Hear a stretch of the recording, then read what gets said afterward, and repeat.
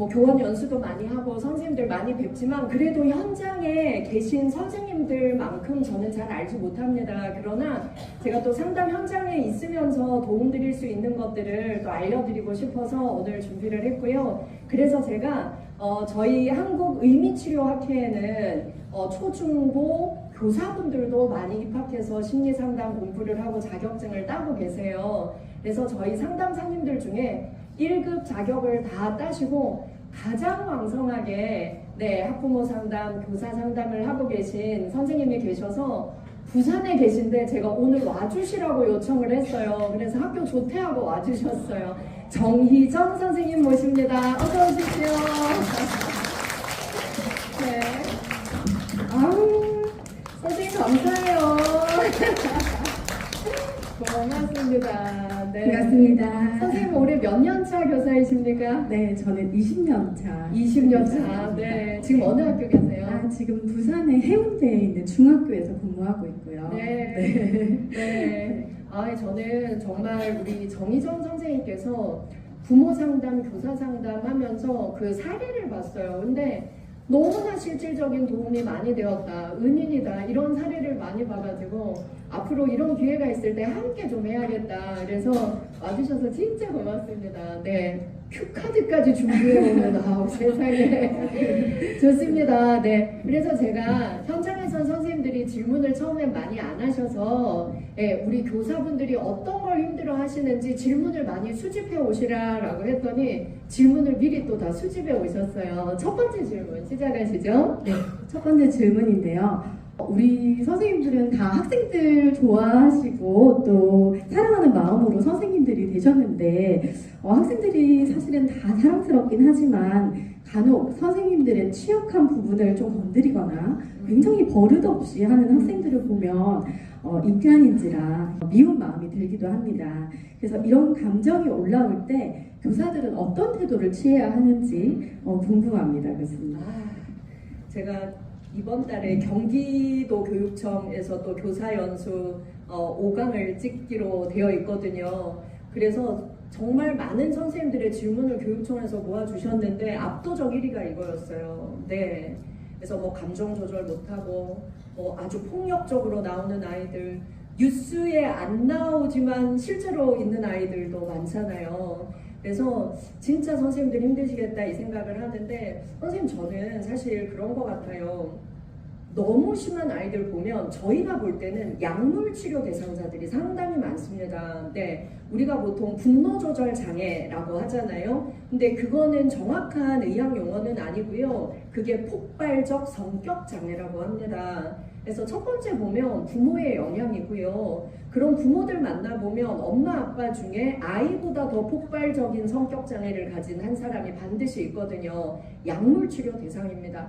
그것이 학교에서 어떤 자극 때문에 그리고 이 선생님 때문에 아이들 때문에도 있지만 그 자극은 아주 일부고 이 아이의 뇌에서 전혀 감정을 조율할 줄 모르는, 그래서 저는 사실 선생님들이 그런 고민하시면 들어보면 대부분이 95%는 약물 치료를 진작에 했어야 되는 아이들인데 약물 치료를 전혀 하지 않은 아이들이 많아요.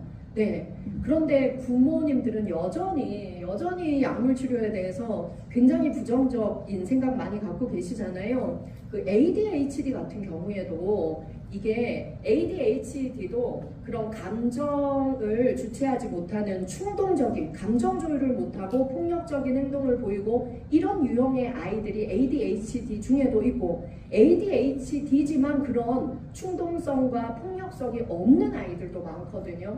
이거는 전문가의 영역이에요. 그러나 선생님들이 보실 때 이 아이는 아이들에게도 선생님들에게도 굉장히 지금 위험한 행동을 하고 있고 이 아이가 있는 반 수업에 들어가기가 너무 힘들다 이런 생각이 들 때는 그 아이가 반드시 치료받아야 되는 경우가 상당히 많습니다.